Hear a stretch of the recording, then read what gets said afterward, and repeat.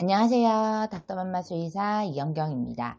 강아지 알파 증후군이라고 들어본 적이 있나요? 보호자의 말을 안 듣거나 통제가 안 되는 경우, 가족들도 물고 으르렁거리며 짖는 행동을 자주 하는 경우, 강아지 알파 증후군을 의심해 볼 수 있습니다. 강아지가 보호자에게나 그 가족들에게 공격적인 태도를 보인다면 같이 살기가 너무 힘들죠. 오늘은 강아지 알파 증후군은 무엇이고 어떻게 교정할 수 있는지에 대해 알려드리겠습니다.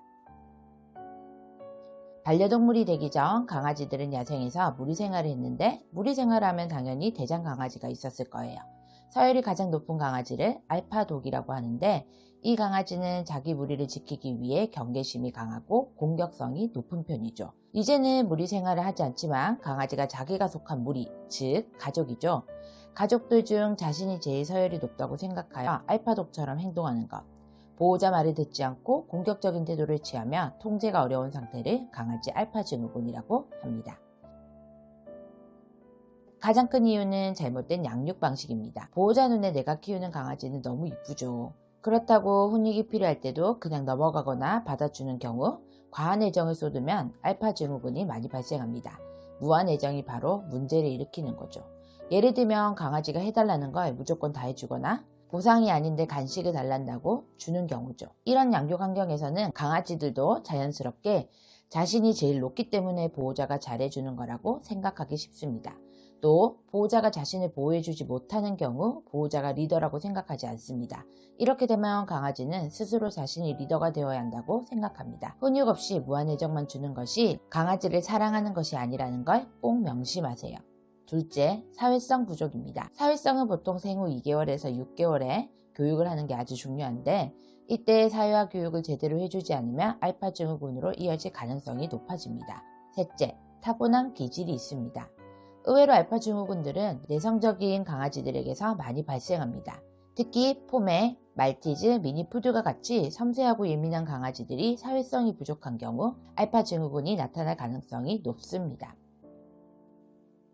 가끔 말을 안 들을 수는 있죠. 그렇다고 무조건 알파 증후군은 아닙니다. 보호자의 말을 거의 듣지 않고 통제가 안 되는 것이 알파 증후군입니다. 항상 외부 자극에 신경을 쓰기 때문에 아주 예민하죠. 외부의 작은 소리에도 민감하게 반응하고 짖습니다. 집에 청소기를 돌리며 따라다니면서 짖거나 물려고 하기도 해요. 예민하기 때문에 점점 더 신경질적으로 성격이 바뀌며 사람과 다른 강아지에 대한 경계심이 심해지고 짖음과 공격성을 보입니다. 심지어 가족 중 누가 다가오거나 만지려고 할 때도 물 수 있습니다. 통제가 되지 않는 강아지들은 산책이 어려워지고 산책 중 다른 강아지와 사람에게 공격성을 드러내 사고의 위험이 생길 수 있습니다.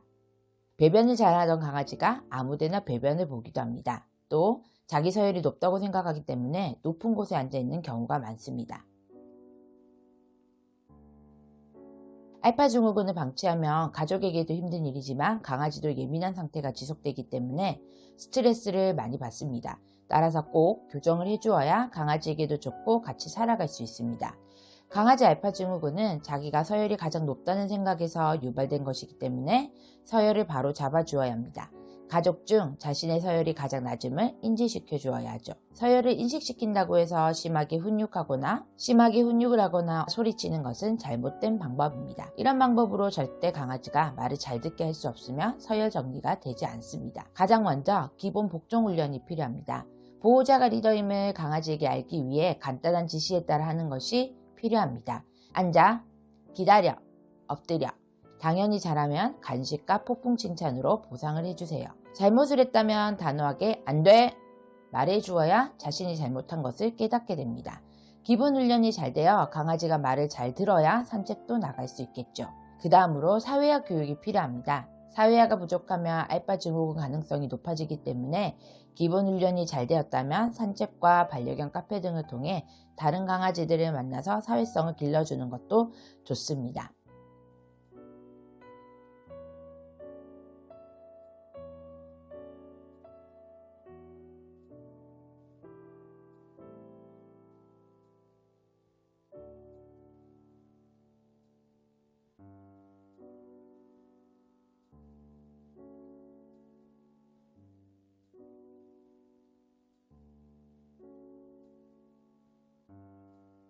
알파 증후군을 교정하는 과정은 쉽지가 않습니다. 그렇다고 방치나 포기를 하면 강아지와 같이 살기가 어렵죠.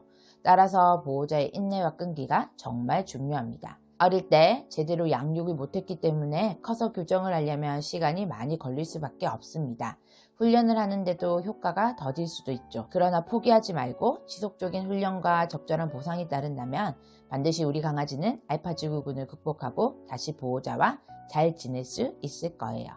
지금까지 수의사가 알려주는 강아지 알파 증후군 편이었습니다. 위와 관련하여 더 궁금하신 점은 아래 댓글이나 저희 닥터맘마 사이트로 문의 부탁드립니다.